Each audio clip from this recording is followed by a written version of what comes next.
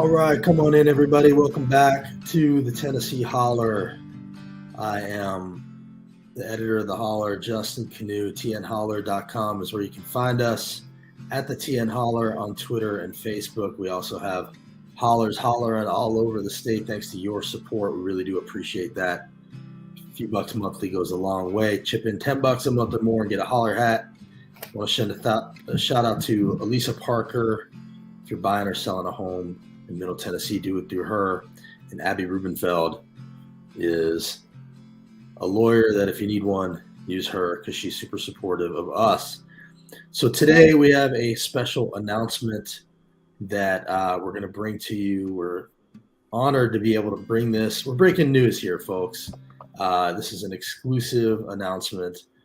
Just to set it up here, you may remember a while back, there was a situation unfolding between the comptroller, Jason Mumpower's office, and a town called Mason, Tennessee. Basically, the comptroller wrote a letter to the town of Mason essentially saying, you're going to have to surrender your charter, essentially stop being a town, stop existing because of the debt that had actually existed there for quite a while.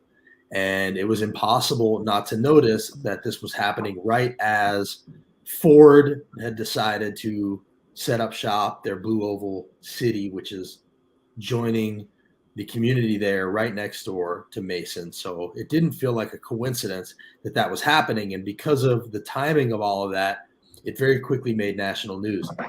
NBC picked it up. What happened when a black Tennessee town faced a state takeover? And there you can see our guest today was on that article.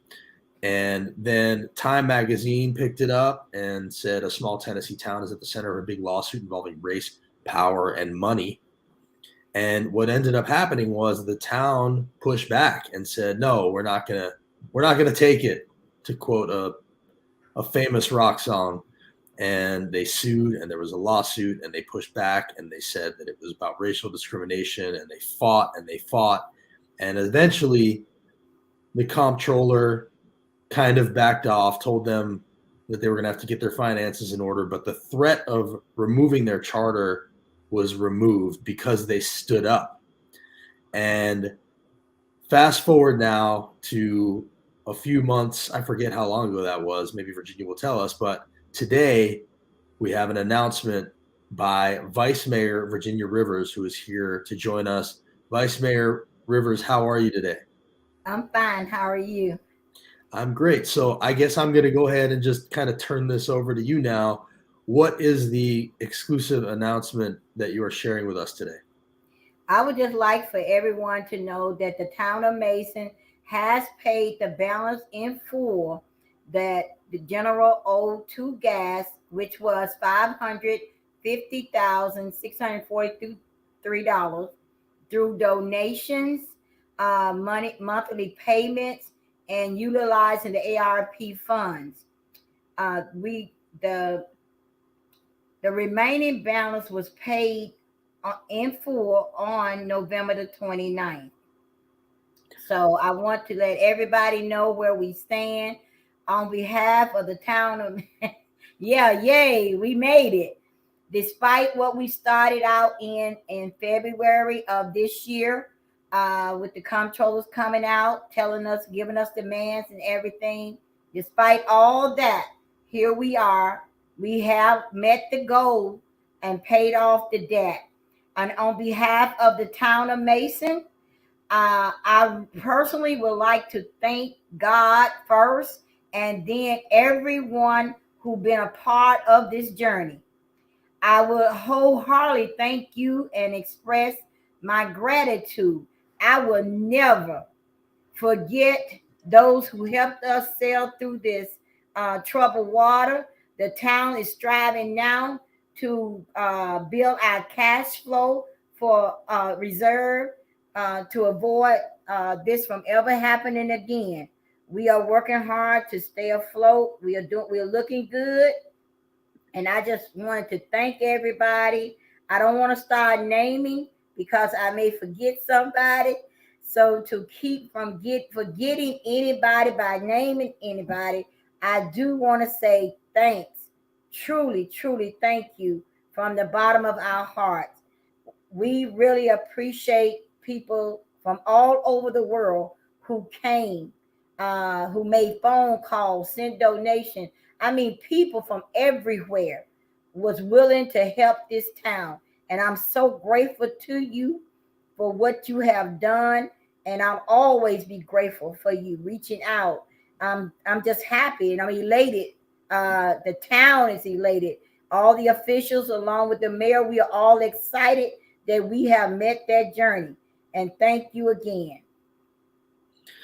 Well, that's really great news. I just want to give you a chance to kind of say what you had to say there. I do have some questions about it, but congratulations, first of all, are in order. And I see people on here saying congratulations to you. This is really great news. I know a lot of people were rooting for you all. Can you kind of take us through how it happened? So, how much did the publicity for this situation and the awareness of what was going on factor into your ability to pay off the debt? A lot. I mean, it was tremendous because, I mean, people from all over the world, Washington, New York, everywhere was reaching out, willing to help us. The NAACP, they all stepped up. There were teams that was coming out here in Mason to try to set up things to help us. People were sending donation through mail. We're grateful. So it went nationwide. Well, that's fantastic news. And, it's really nice to hear that awareness can actually help bring change in that very concrete way. What is the situation with the comptroller? Was there an official statement made to the comptroller? Do they know that this happened? Did there have to be some paperwork exchanged about it? How does that work? Yes, of course. Whatever we do, they know. They know because all our pay, everything we do goes through them. Of course, we made our payment, and it was sent to them, and to let them know that it was paid. And so they know that it's paid in full. We paid the remaining balance of $216,931 on November the 29th. And that was it. That was the balance that were owed from general to gas. That's what they was part of what they were talking to us about, or mad, upset because the town was so far behind. But now we are not. So we are looking good. Did it feel like a shakedown? Now or before? Before. Now, before I would say that, yes. It felt like a whole lot of things before, but right now we all feeling pretty good. We thank God for the accomplishment that has been made, and we thank the listeners, the people, and we just truly thank the people. Did you hear from Ford at all throughout all this? Yes. Occasionally, we did hear back and forth, not per se for toward our bill or the debt that we owe, not for that, no. But I will give credit to Ford. They did try to do some things within the community financial wise by giving money towards Mason to do things for the people in the town. Like what? Like they gave donation to that we would be able to give. Like I had in August, we did a back to school festival for the kids. Well, that was sponsored by Ford. We did a turkey giveaway for Thanksgiving, and that was also sponsored by Ford. And for Christmas, we will be doing a ham giveaway, which also will be sponsored by Ford. So they financially sponsored these things that we are doing now in Mason to help the people or the constituents here in the town. So a lot of meat products they've been giving away. That's good to hear. Yeah. Have you noticed a difference since they've sort of started to move in? I know there was an announcement not long ago that building the Ford plant was going to be union labor, which I know Republicans that control our state were not thrilled to hear. But those of us who support workers were. Have you seen a difference in Mason now that the plant is starting to come to fruition and Ford is starting to actually be one of your neighbors? I won't say that I see that much of a difference in Mason. I see Mason as far as striving to do what they need to do to be a part of the Ford company coming in. But I will say that we do have people that live here in Mason that are now presently working in the construction site of the Ford company. I will say that jobs have been given to some of the people here. That's great. That's great to hear. So, what do you foresee in Mason's future now that the debt's paid off? How does that change the day to day for the town? Well, as far as the town, it changes it a lot because now we're not struggling to meet that monthly note, nor we don't have that overhead bearing down on us anymore. That amount of money bearing down on us anymore. So we are grateful for that. It's a relief. That's fantastic. Well, I'm grateful that you're telling us this news here on the holler. I just kind of want to give you a chance here as kind of a final thought. What do you think the lesson is in what happened here? What are the big takeaways from where you're sitting as far as how could this situation be avoided next time? And what does it tell us about standing up to some powerful forces that were weighing heavily on your town? Well, what I can say going forward is that uh, what I've learned, and I feel that the town itself, I'm speaking on behalf of the officials of the town who helped make the decisions. I feel that we know from experience and from having to come in and take on something that we did not do, but at the same time we inherited. So my goal, and I feel that the town's goal is to make sure we never get in this situation again. Even though we know things are changing, we plan and we're working towards setting up, like I said earlier, we setting up our cash flow reserve to try to be sure we don't fall in this situation again. Hopefully, going forward, um, we would be still partnering with Ford. I mean, not Ford, but be partnering with the controls office because they still have oversight. And at some point, hopefully soon, we will not be under their oversight. But right now, I'm okay with the oversight. Um, and I will say this: we're looking good from right now. We're looking good. Well, congratulations to you, Vice Mayor Virginia Rivers. Appreciate you coming on here. Keep us posted. Let us know if we can help get the word out about anything else. And I know everybody in our comments right now is thrilled that this news has been given today. So I really appreciate it. Thank you, Justin, for allowing me to give the shout out on behalf of Mason and to all the people for what and thanking them for what they've done. Because if it had not been for you and many, many other reporters willing to come and talk to us to get this out and get it known, where people would see what we was working with, what we were struggling with, we wouldn't have gotten this far. But by grace of God, He brought us through.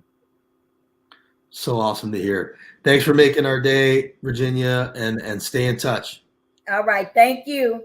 All right. Bye.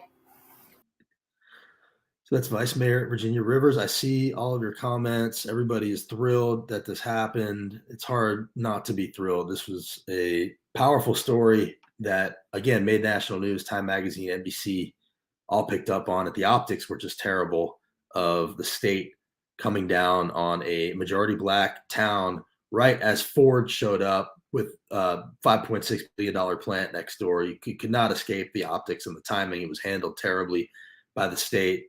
They sued. There was a back and forth.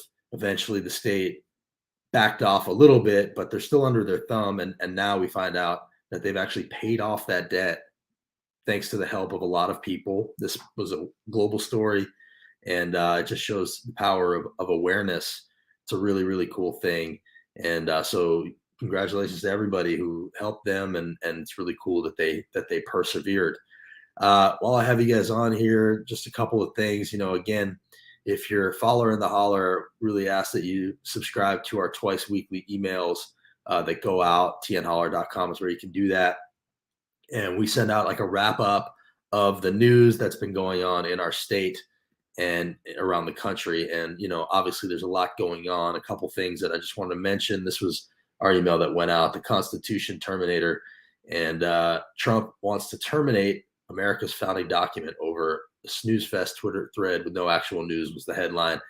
And so in case you haven't seen this yet, basically Elon Musk this week teased a Twitter thread by a guy named Matt Taibbi, who's a writer who actually has a history of spending a lot of time in Russia, coincidentally or not. And he's got a checkered past. Good writer though, and a smart guy, and put out this Twitter thread basically about how Twitter throttled the Hunter Biden story, which we knew they had done that. And the Twitter thread, there was one kind of gotcha tweet in the thread that showed the Biden campaign asking for tweets to be pulled down. We come to find out those were actually Hunter's dick pics, and that was treated as like this smoking gun, even though Trump also asked for some tweets to be removed. So it was kind of a big nothing burger. It was stuff we already knew. What it really showed was that Twitter was agonizing over the decision to throttle this news story that came from some really sketchy sources. Giuliani was at the heart of it. Even today, the Mac store guy that says he got the Hunter Biden laptop, his story keeps changing. And they were trying to avoid letting the election get interfered with again, as it had in 2016, according to the Department of Justice. And so, it was understandable that they didn't want to let that happen again. And that's what the Twitter thread showed, that they were agonizing over it. And ultimately, they may have made the wrong decision. They've said that since. Probably we wouldn't still be talking about it if they had just let the thing go, but they did. And Rolling Stone called the Twitter thread a snooze fest. NBC called it a rehash of the Hunter Biden story. It really wasn't anything we didn't know. But of course, that doesn't matter to Trump and his followers and his sycophants. As far as they're concerned, it was a smoking gun. Trump called for the Constitution to be terminated and, basically seized on the opportunity to declare the election even more stolen than he already had. And now the question is, will Republicans stand up to Trump's call to terminate the Constitution over something that we already knew, which, by the way, it wasn't a First Amendment situation because the Biden campaign wasn't the government. Twitter is a private company. They made a private business decision. And so this isn't a First Amendment situation, as even many Republicans have pointed out. David French, who's a Franklin conservative, talked about Elon's tweet saying this is a violation of the Constitution's First Amendment. David French, a conservative in Franklin, said he's referring to requests to move pornographic pictures of Hunter. Biden wasn't president. There was no government involvement. The First Amendment is not implicated when only private actors are involved, which is just true. That's the truth. So his calls for terminating the Constitution are completely outrageous, and people need to stand up to that. And of course, they are not. Stuart Stevens, who worked on 5 Republican presidential campaigns, says there's nothing new about the laptop. This is like a losing army believing a super weapon will save the day. Losing campaigns love to fixate on imaginary silver bullets. Andrew Lawfer says, I don't know how some feel about this, but a former president fomenting an insurrection, calling for the suspension of the Constitution and a coup. Why isn't the GOP speaking up about this? So here's where we are. We are in a situation where we have a former president. He's now trying to backtrack and say that he didn't say this, right? He's trying to say, oh no, I didn't say terminate the Constitution, but it's right there in black and white. A massive fraud of this type and magnitude allows for the termination of all rules, regulations, even those found in the Constitution. So that the Chiron is falsely claims he didn't call for termination of the Constitution. So they're calling him out on his lies. It's within 48 hours that he went from terminate the rules, even in the Constitution, to fake news is trying to say that I said I want to terminate the Constitution. Like the lies are endless. They never stop, and they have to be called out. The news is doing a little bit of a better job of getting out in front of his lies, but Republicans still won't stand up. They still won't say what needs to be said. Governor Lee was just asked about this, and his response was he wouldn't be speaking on presidential politics. This comes on the heels of Trump dining with Nazis last week, which Governor Lee also didn't say anything about. And when you don't say anything about this stuff, you are helping to normalize it. You're sending a signal that it's okay, that it's normal, that it's standard operating procedure. And if you don't believe me that that's the signal that's being sent, just ask the Nazis. Here is neo-Nazi Richard Spencer, and this is how he sees what's going on with Trump. What do you think about Trump not disavowing really Fuentes this whole time? He can't. I mean, look, he never really disavowed me. He never disavowed the alt-right. He never disavowed Charlottesville. I mean, he never disavowed me. He never disavowed the alt-right. He never disavowed Charlottesville. Now, that's a debate that Republicans have been trying to have for a long time, saying that he did disavow Charlottesville. He didn't say fine people on both sides. Well, the way they heard it, he did. He said that. That's how they hear it. He has not fully disavowed them or even really partly disavowed them. He sends them signals that he's on their side, and they receive those signals and they appreciate those signals, and they vote based on those signals. And he knows that.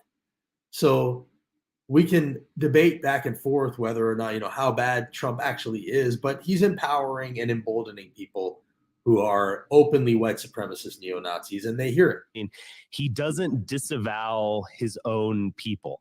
He might disavow me now because I've been, anti-Trump for 5 years. And keep in mind, he's anti-Trump because he doesn't think Trump goes far enough, not because he had some crisis of conscience. Or whatever it is now, 4 years. He won't disavow his own people. I mean, that he does know who butters his bread. And so, yeah, he's not going to do it. He kind of, he said, I don't know who Nick Fuentes is, as MTG said, shortly after appearing at a Nick Fuentes concert or a conference, rather, kind of like a concert. So, it was a deflection, you could say, but I don't think he's going to do it. And I think if he's forced to do it, it would ultimately be a weakness. I think any politician any Republican that's denouncing this stuff is going to lose. Am I still there? Yeah, you're still there. Okay. It's not showing up on my. Any Republican that denounces Ye is going to lose because they're ultimately denouncing their own people. Okay, let that in for a second. You're not going to hear me say this too often, maybe ever, but Richard Spencer's right. I mean, he's basically saying that Republicans won't denounce Kanye, they won't denounce Charlottesville, they won't denounce the alt-right because these are their voters. And this isn't saying that everybody who votes for Trump is a neo-Nazi, white supremacist. Far from it. Don't believe that at all. But they are their voters. And they know it.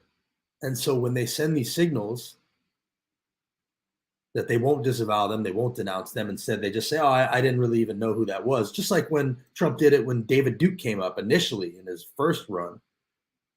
They received those signals, as Richard Spencer just told you.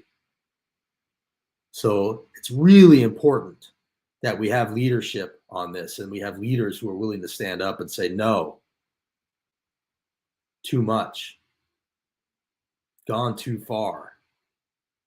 Denounce anti-Semitism, denounce Nazis, denounce Trump for dining with them.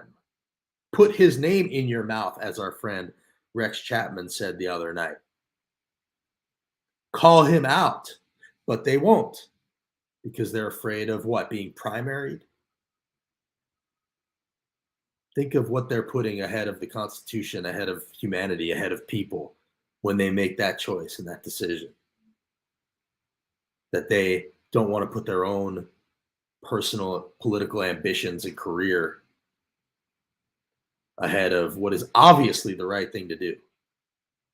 And Richard Spencer and neo-Nazis, white supremacists are hearing that loud and clear. And we should too. We have to hear that. And we have to vote accordingly and stand up to what's happening, because this is not the end of anything. This is right now the beginning of something. And we have to make sure that we stand up to it and call it out. So this is a tweet that Zach Bornstein put out. He said, the far right is like Heil Hitler, and the far left is like rail workers deserve sick pay. And then Elon stands in the middle and goes, those are equally bad. This tweet went viral, and rightfully so, because it's very true. You know, the far left, we just want universal health care. You know, some things go too far, sure, I guess. But the far right, they're literally saying they love Hitler. And now you've got people on megaphones outside of Barclays Center saying that Kyrie and Kanye are right and the Holocaust was a good thing. Full disclosure, my grandparents survived the Holocaust. My mother lost a brother. You know, this is personal. But it doesn't need to be personal. It shouldn't need to be personal. Don't wait until it's about you to get upset as though it is. Because when it's about any of us, it's about all of us. If World War II and the Holocaust taught us anything, they taught us that. So stand up to this, call it out. Shame on you, Governor Lee, for not saying anything about Trump's attack on the Constitution and his amplification and emboldening of Nazis. Shame on you, Governor Lee. I know I say that often, but today I really mean it. You had a chance to say something and you didn't. And what you're doing is normalizing hate. And you're doing it on a daily basis. And it's unacceptable.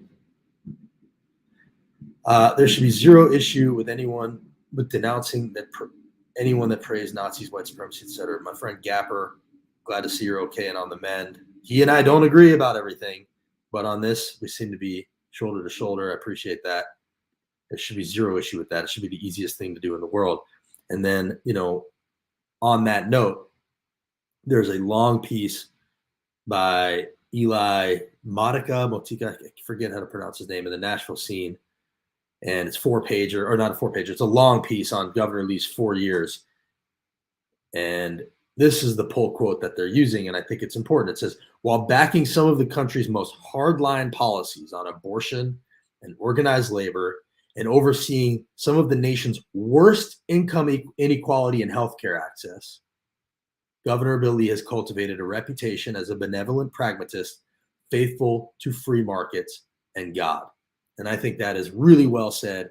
And it underlines a point that we've been trying to make here a lot, which is Governor Lee seems like this reasonable guy to a lot of people, but he is overseeing some extremely radical policies and some real suffering in our state, and turning a blind eye to it and making it worse.